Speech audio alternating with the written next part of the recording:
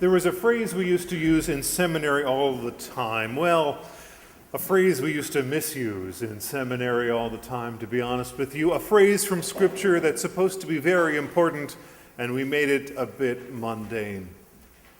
We would, at every occasion possible, fulfill all righteousness.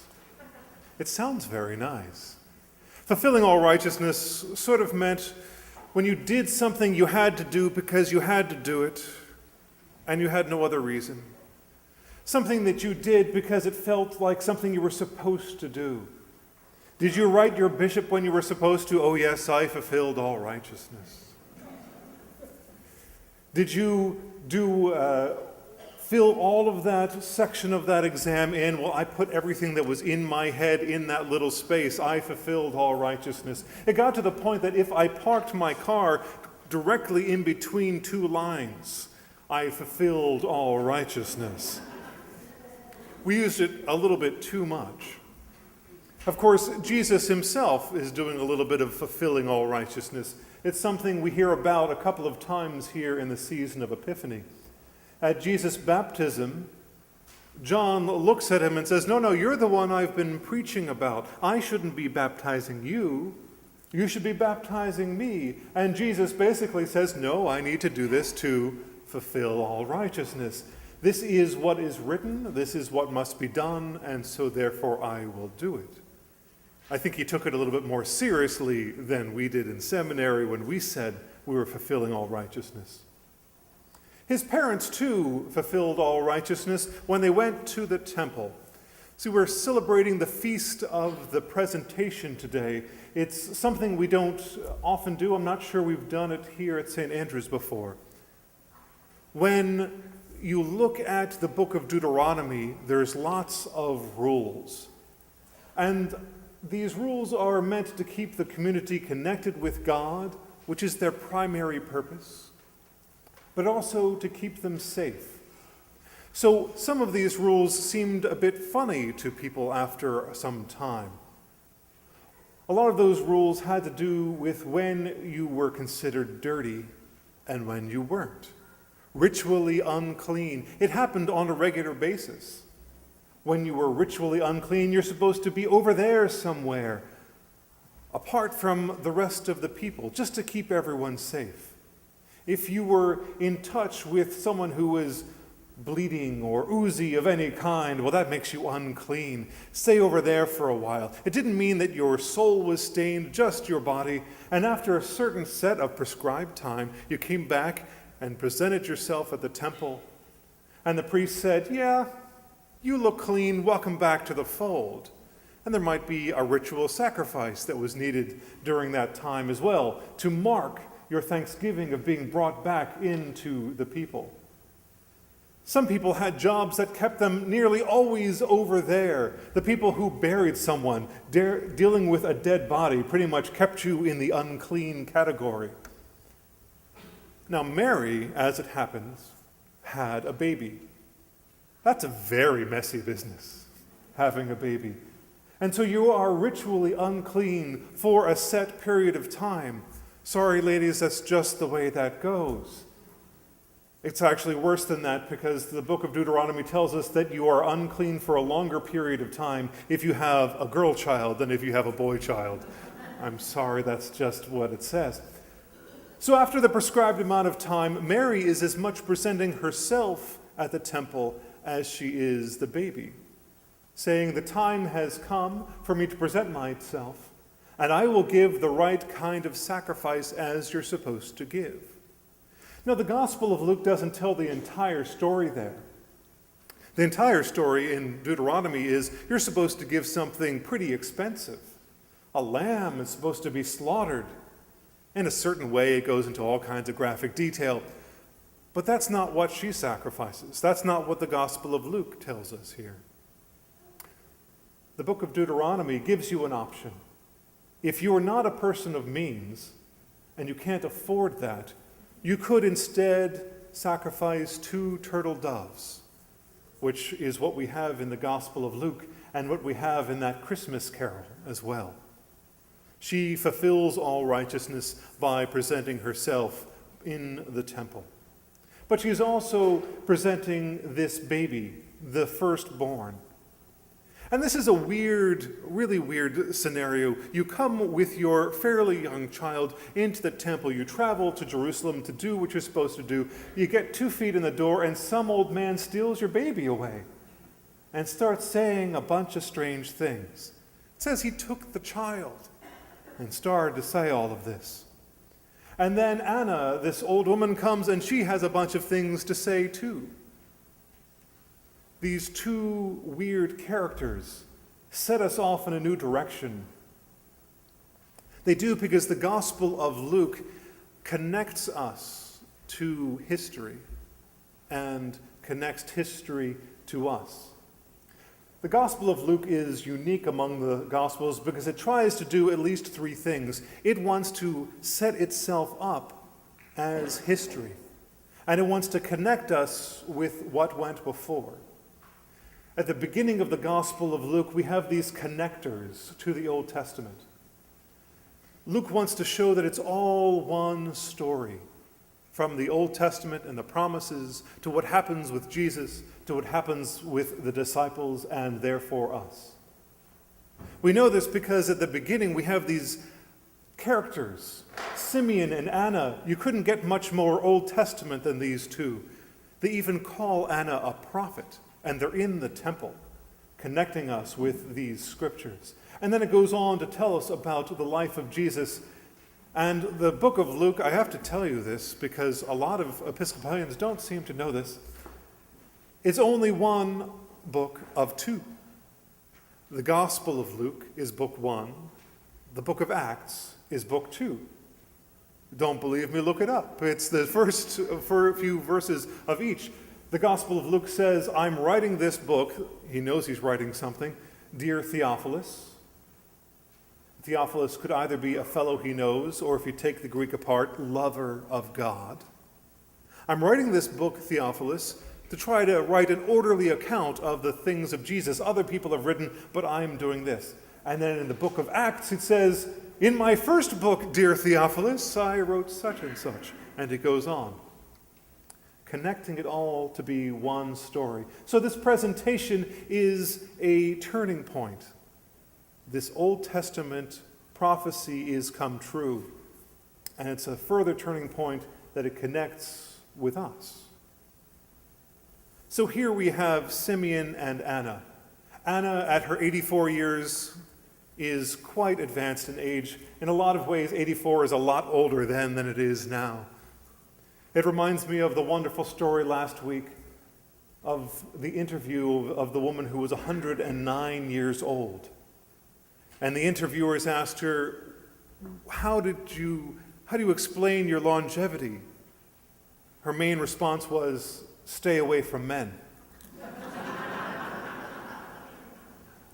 So Anna, the widow of nearly 84 years, spending all of her time in the temple, I suppose, followed that as well. But she says, this is the child we have been waiting for. This is the beginning of the good news. It's happening, people. Simeon, that old man who took the baby, was told by the Holy Spirit that he would get to see salvation himself right there in the flesh before he died. He was getting a little bit older, and he would kind of like to pass on from how we read the story, read into it a little bit.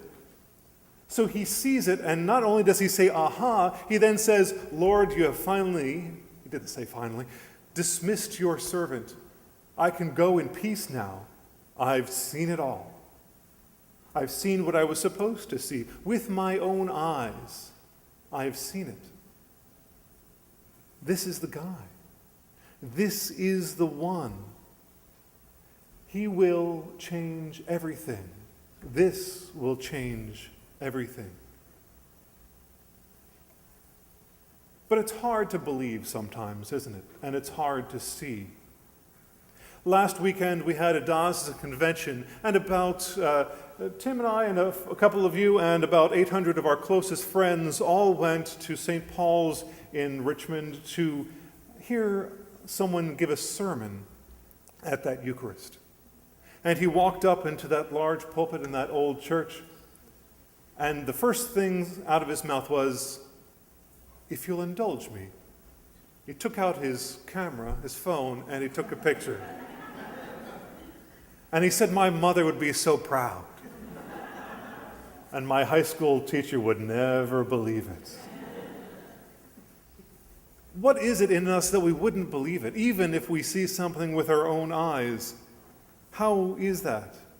Because Jesus, when Simeon sees him, Simeon knows that this is the one who he was told would come. This is who I've been waiting for. This is what I've been waiting for. This changes everything. He changes everything. And that's something we say, that Jesus changes everything. But do we act like it? If Jesus changes everything, we should actually expect everything to change. But do we? Sometimes we are blind. Sometimes we don't see, even when things are presented to us. It reminds me of my cat when I was growing up. My cat would like to grab at ankles. I think most cats do that because they're basically evil. And the cat would hide. The cat was very bad at hiding. On the stairs, would hide so that its eyes were just below the stairs, figuring if I can't see you, you can't see me. Even though the top of its head and its ears were poking out, and its tail was swishing violently back and forth, you can't see me. You can't see me. What is it we refuse to see, even though it's just plain as day? If not plain as day, presented to us that we should see it. There's all sorts of things. And when we refuse to see them, when we refuse to acknowledge them, or when we accept them as facts that we can't change, it's as if we say to God, "No, I won't see it. I refuse to see it." Racism. If we accept it, we say to God, "No, not seeing it." Sexism. "No, God, say no to you." Judgment, hatred, unneeded violence, 1,000 other things. Well, that's just the way the world is. That's just how things go.